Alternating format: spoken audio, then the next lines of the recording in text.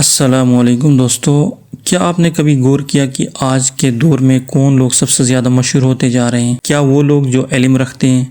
کیا وہ لوگ جو صرف سوشل میڈیا پر وائرل ہونے کے لیے کچھ بھی کرنے کو تیار ہیں؟ دوستو، آج کے دور میں ایک عجیب چیز ہو رہی ہے جو میں بھی نوٹ کر رہا ہوں، آپ حضرات میں سے بھی کچھ لوگ نوٹ کر رہے ہوں گے۔ جو لوگ کل تک عام تھے آج وہ کروڑوں کما رہے ہیں، لاکھوں لوگ انہیں فالو کرتے جا رہے ہیں۔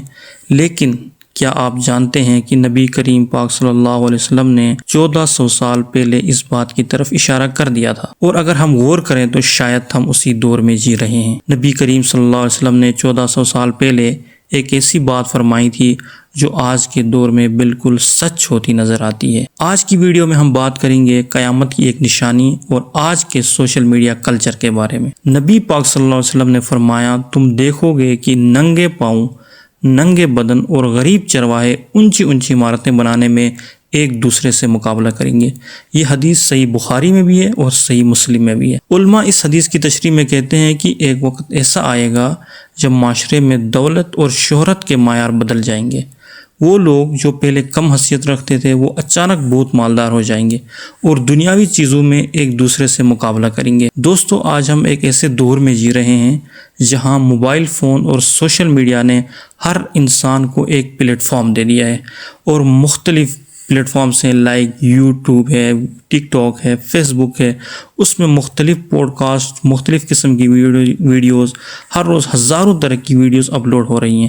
ان میں سے کچھ لوگ واقعی اچھا علم، تعلیم اور مثبت پیغام دیتے ہیں، لیکن افسوس کے ساتھ بہت سے لوگ صرف ویوز اور فالورز کے لیے سنسنی خیز مواد بناتے ہیں۔ آج کل پوڈ کاسٹ کا کلچر بہت زیادہ ہے، لوگوں کا رجحان اس طرف بھی بہت زیادہ ہے۔ کچھ پوڈ کاسٹ واقعی معلوماتی بھی ہوتے ہیں، لیکن بعض پروگراموں میں ہم دیکھتے ہیں کہ میزبان اور مہمان ایک دوسرے کی نجی زندگی کے راز، اسکینڈلز اور ذاتی معاملات کو عوام کے سامنے بیان کرتے ہیں۔ ایسی گفتگو سے نہ صرف معاشرے میں بے حیائی بڑھتی ہے بلکہ نوجوانوں پر بھی اس کا برا اثر پڑتا ہے۔ نبی پاک صلی اللہ علیہ وسلم نے فرمایا، قیامت سے پہلے علم اٹھا لیا جائے گا اور جہالت پھیل جائے گی۔ مطلب یہ ہے کہ لوگ علم سے زیادہ بے فائدہ چیزوں کو اہمیت دے دیں گے۔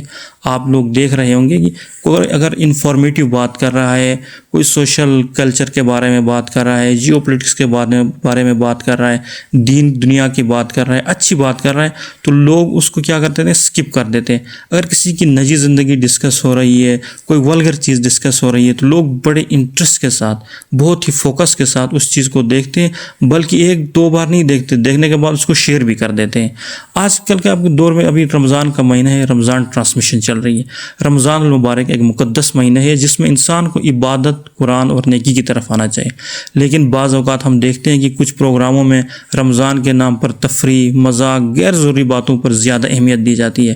حالانکہ رمضان المبارک ہمیں سکھاتا ہے کہ اپنا اخلاق بہتر کریں، اپنی زبان اور کردار کو پاک رکھیں اور اللہ کے قریب ہو۔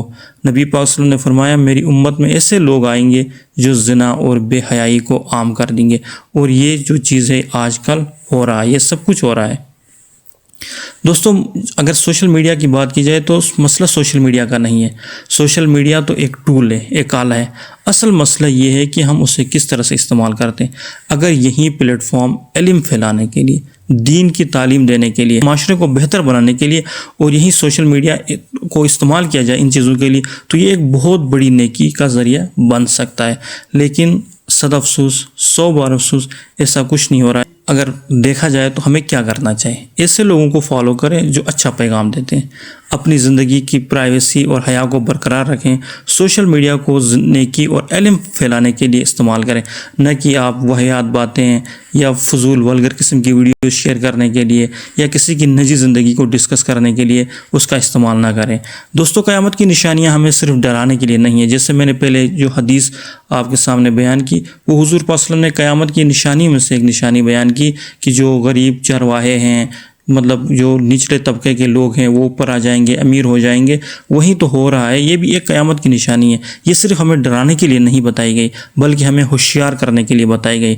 اگر ہم آج ہی اپنی زندگی اور اپنی ترجیحات کو درست کر لیں تو ہم نہ صرف خود بہتر بن سکتے ہیں بلکہ معاشرے کو بھی بہتر بنا سکتے ہیں۔